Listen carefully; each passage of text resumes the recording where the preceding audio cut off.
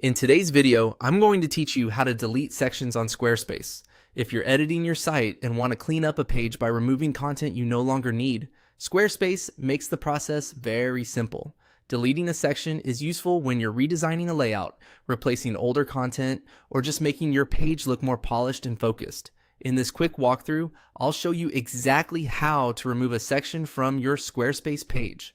To begin, open your Squarespace site in the editor and navigate to the page where the section appears.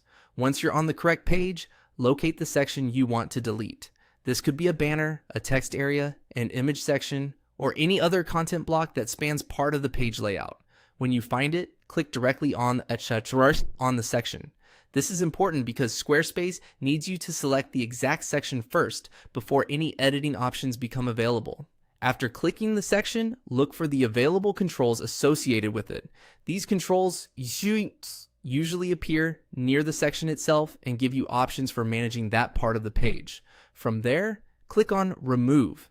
This action deletes the selected section from the page.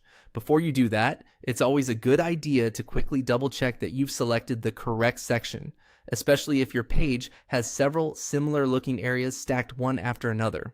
Taking a second to confirm can help you avoid deleting the wrong content by mistake.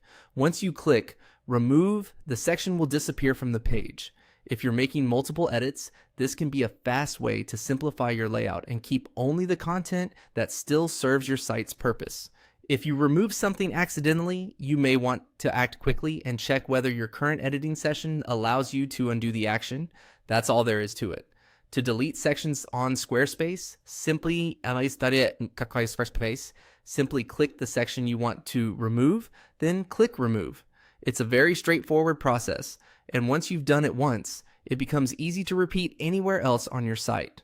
Thanks for watching, and I hope this helped you confidently manage your Squarespace pages more efficiently.